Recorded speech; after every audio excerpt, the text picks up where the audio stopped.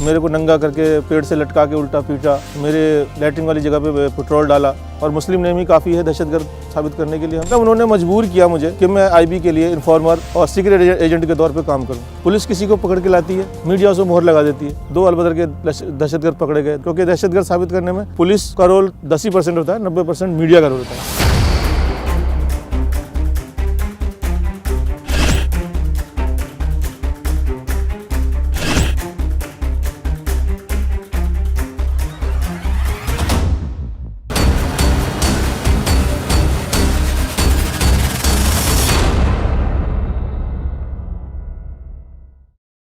1991 में मेरा भाई के हाथों से एक झगड़ा हो गया, उसमें एक आदमी का मर्डर हो गया, उनके दोस्त का। उसके सिलसिले में वो 25 सालों से जेल के अंदर है। मैं वहाँ उनसे मिलने जाया करता था, तो वहाँ से पुलिस वालों ने मुझे वॉच करना शुरू किया।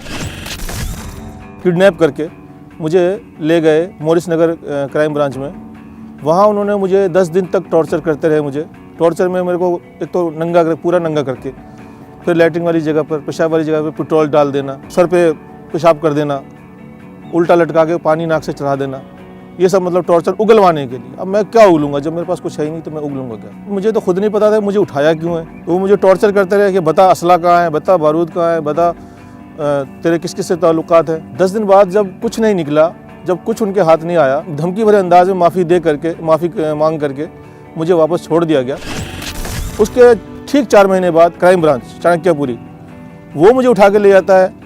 सेम वही कहानी दोहराई जाती है। 8 दिन बाद वो भी इसी तरह माफ़ी मांग करके, भाई हमने गलत आदमी उठा लिया, हमें गलत इन्फॉर्मेशन मिली और आपका कुछ नहीं निकला तो हम आपको छोड़ रहे हैं, लेकिन आप जो है आगे हमारे खिलाफ मत जाना। अब हमारी इतनी हैसियत नहीं थी कि हम उनके खिलाफ जाते, तो हमारे फादर ने जो भी कंप्लेंट की थी उस वक्त भी वो वापस ली गई।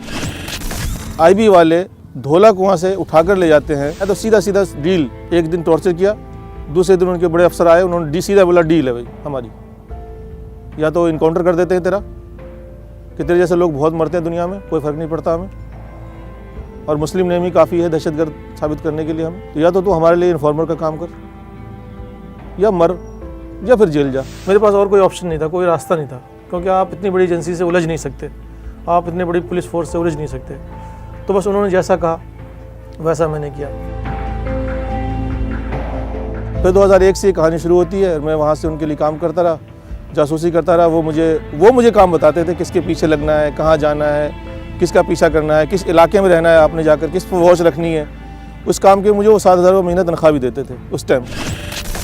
2 कश्मीरी लड़के के साथ, एक का नाम इम्तियाज़ था, एक का फैयाज़ था। मुझे जम्मू के रास्ते कश्मीर भेजने की कोशिश की भी, तो मुझे इंटेलिजेंस आर्मी ने पकड़ लिया। फिर जब उनको पता लगा कि आईबी के लोग हैं, आईबी के लोग छुड़ाने गए वहाँ मुझे स्पेशल गाड़ी से, हाँ कश्मीर, जम्मू बैरवाल थाना, आज मुझे थाना भी याद है क्योंकि वहाँ मेरे साथ टॉर्चर काफ़ी हुआ था। उसके बाद उन्होंने कहा भाई रिस्क वाले रास्ते से मत भेजो इसको, इसका पासपोर्ट और वीज़ा बना के भेजते हैं कि भाई आपको पाकिस्तान जाना है, इन लोगों के बीच में रहना है, दहशतगर्दों के, वहाँ ट्रेनिंग करनी है, इनके बीच के राज आपको मालूम करने हैं और फिर वापस आके हमें बताना है। 2005 में उन्होंने मुझे कुछ इस तरह के काम बताने शुरू किए जो मेरे ज़मीर को गवारा नहीं हुआ, तो मैंने मना करना शुरू कर दिया कि आप मुस्लिम इलाकों में रहो, वहाँ लड़के देखो जो मजहबी टाइप के हों, उनको तैयार करो पाकिस्तान जाने के लिए, भेजने का रास्ता हम बताएंगे, जब वो वहाँ से वापस आएंगे हम उनको पकड़ लेंगे या मार देंगे, जो भी करेंगे, आपका इनाम आपको मिल जाएगा, बात ख़त्म। मैंने मना किया, मैंने कहा ये तो इंसानियत से गिरी हुई इंसानियत सोच बात हो जाएगी कि भाई देखो।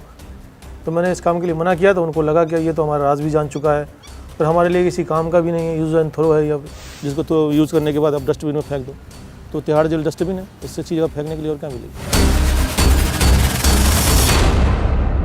2005 में 12 दिसंबर को 4 बजे के आसपास मेरे पास फ़ोन आया कि आप अपनी तनख्वाह तो ले जाओ आकर के यार। उसके बाद 4 बजे एक गाड़ी आती है सफ़ेद रंग की, उसमें 5-6 लोग होते हैं, मुझे बैठने के लिए कहते हैं। मैं बैठ जाता हूँ क्योंकि मेरे अपने लोग हैं वो।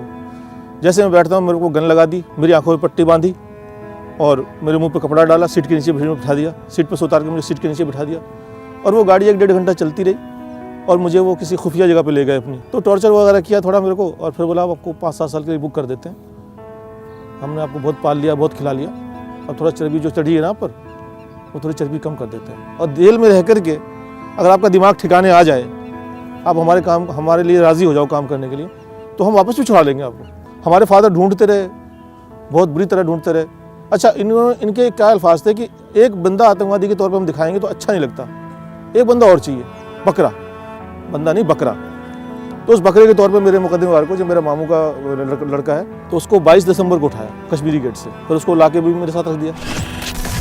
9 फरवरी को स्पेशल सेल के लोग आते हैं, IB वाले उनके हैंड ओवर करते हैं हमें, वो हमें बाईपास ले जाते हैं, आंखों में पट्टी बांध के, वहाँ हमारी पट्टी खोलते हैं, वहाँ पर लीगल अरेस्टिंग हमारी दिखाते हैं, और असला बारूद और बैग जो हम घर से खाली हाथ गए थे, ये पता नहीं बैग कहाँ से आ गया, सामान ये कहाँ से आ गया, ये तो पुलिस ज़्यादा बेहतर जवाब दे सकती है इसका। बस वहाँ पर शोर मचा दिया क्या, अलबदर के 2 खूंखार आतंकवादी पकड़ लिए, अलबदर के 2 खूंखार आतंकवादी पकड़ लिए, भीड़ इकट्ठी कर ली, और जो भी कार्रवाई, जो लीगल कार्रवाई होती है 2 महीने बाद, गैर कानूनी हिरासत में रखने के बाद जो लीगल कार्रवाई उन्होंने 2 महीने बाद की। हमारा दिमाग तो ऐसा सुन हो रखा था कि हमारे साथ ये हो क्या रहा है। जो बैग उन 2 लड़कों के साथ पकड़े गए थे वो हमारे सामने खोल दिया, मीडिया के सामने शोर कर दिया, आतंकवादी आतंकवादी, पूरी दुनिया में बदनाम कर दिया। घर में कमाने वाला मैं 9 लोगों को 10 लोगों का परिवार में अकेला था, वो बर्बाद हो गए सारे, भूखे मरे। फिर मेरी वाइफ ने लोगों के घरों में जाके काम किया, बर्तन मांजे, क्या क्या किया उसने, कैसे कैसे ज़िंदगी गुजारी वो मैं 5 साल नहीं बता सकता।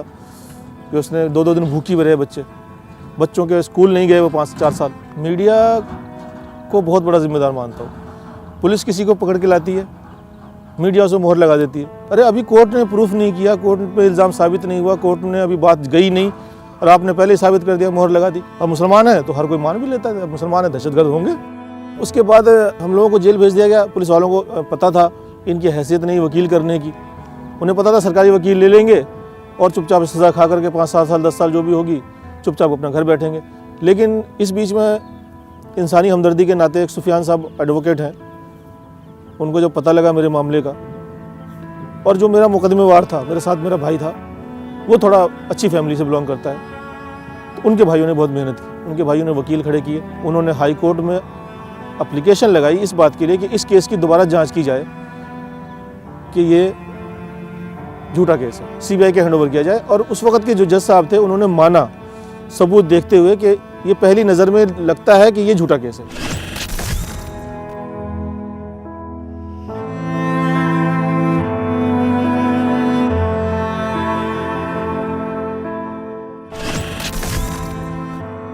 मुझे क्लीन चिट मिली, बेगुनाह मुझे साबित किया उन्होंने।